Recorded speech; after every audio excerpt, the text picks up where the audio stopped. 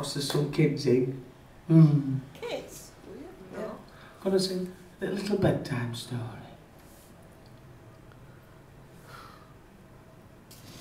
Once upon a time, there was a little girl called Rinda Cellar who lived with her sticky wet mother and her two sugly listers, Mary Hinge and Betty Swallocks. Now there used to be a third sugly lister, but she died of an STD. Her name was Chlamydia. Now the two sugly listers were horrible hookers to Rinda Cellar. Every day they'd have Rinda Cellar flubbing scraws, weaning clinders and shiveling shut. Every day by 5:30, poor little Rinda Cellar was nooking facked. Now the two sugly-listers, they had tickets to go to this fancy fall, but Rinda Cellar didn't have a ticket. Even her best friend Buttons had a spare ticket and said she couldn't have it because she wouldn't cook his sock.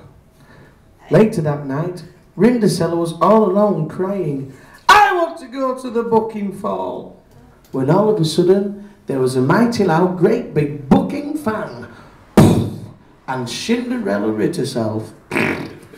"Don't be afraid, I'm your Gary Fodmother, and you shall go to the gall." And with a wave of her wadgic wand, she turned the small pumpkin into a cooking huge harridge. "Muck fee," said Rinda Cellar. "It's a mucking firacle." They gave him up for they said, "Rinda Cellar, you must be back by midnight, or I will thick your cooking head in." Rinda Cellar arrived at the ball at 7:30. On arrival, she spotted a fart smeller. Sorry, a smart fella. He was the Pransome Hince. They danced all night, and just before the clock struck dim night, the Pransome Hince said, "Can I smell your fanny?" He said, "No!" Sorry, no, she said no. He said, "It must be a feet then." He said, "Do you fancy a fag?" And before Rinda Cellar could answer, the Pransome Hince... No, sorry, no. I've gone back a line here. It's not even written on there. I don't know. There's nothing on there. He said, "Do you fancy a fag?" Just before Rinda Cellar could answer, the clock struck dim night, and Rinda Cellar went running out of the ball so fast she tripped and fell bass over ollocks, dropping her slash clipper. Everybody pointed and laughed at Rinda Cellar, shouting, "You cook her right, lunt!" But the Pransome Hince shouted, "Oh, batfitch, bumcack, bumcack!" "Well, phone and gook yourself then." Looking down, he spotted the slash clipper. Picking it up, he sniffed it and said, "Primark, she must be from Lupsit." He said, "Whoever this flipper sits, I will marry." The next day, he woke up, he left his house and started with the neighbour on the left. He didn't bother with the neighbour on the right because that's Helen McCartney's house. If you don't know who she is, skip to page 12. He started with the neighbour on the left. He knocked on the door. Mary Hinge answered the door. She says, "What the fuck do you want? Would you like to tuck my sits?"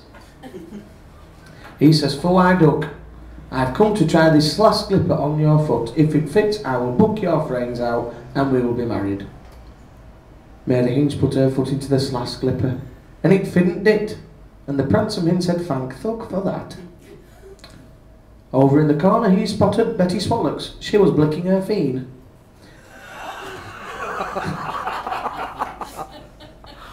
She says, "What the fuck do you want? Would you like to fick my lanny?" He said, "For I duck, I'm going to try this last slipper on your foot. If it fits, I'm going to brag your shanes out and we will be married." She put her foot into the last slipper and again it fitted it. But she didn't give in. She tried pushing, but she pushed too hard and let out a fig bart. "That stuck in fink," said the Pransome Hince. "Who's fuss jarted?" "It's that fugly hooker over there." Over in the other corner he spotted Rinda Cellar, flubbing scores, winning clinders and shiveling shut. He said, "Can I try this slash clipper on your foot? If it fits, we will be married." She put her foot into the slash clipper and it fitted pucking perfectly. The Pransome Hince was overjoyed because he was trying to get a gag. He took Rinda by the hand, dragged her upstairs and got ready to book her friends out. He said, Rinda, I have a packet of clavoured fondants. Turn out the light and duck my sick. She turned out the light and then started to cook his sock.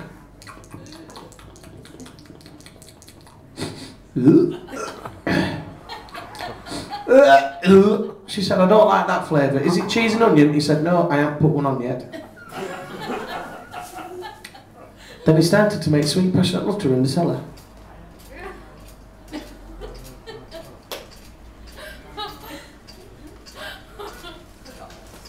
After an hour and a half, she screamed out, "Funk in my space, you Bertie dastard." Oh, that's lucky, isn't it? Unfortunately, he didn't pull out in time and accidentally funked in her spanny. And Rinda fell pregnant. 9 months later, when Rinda was in labour, the Prancer Hinch was in the pub with his friends getting kissed as a punt. When he received the phone call, he was straight to the hospital. On arrival, a doctor spotted him and said, "Hello, my friend, Mr. Hinks, bringing buddies, is this bringing. He said, "You what, pal?" He said, "I got very good news. Rinda has just given birth to 7 babies. It's very good." He said, "Mr. Hinks, in order for a woman to give birth to 7 babies, father must be very, very well stacked." He said, "Well, doctor, mine is like a chimney stack." He said, "Well, go home and have it swept because they're all black." And even though Rinda spent the rest of her life with an extremely fallen swanny, they still lived happily ever after the end. Thank you. Next. Said I'd do it for you. Thank you. Let's have some music, Dave.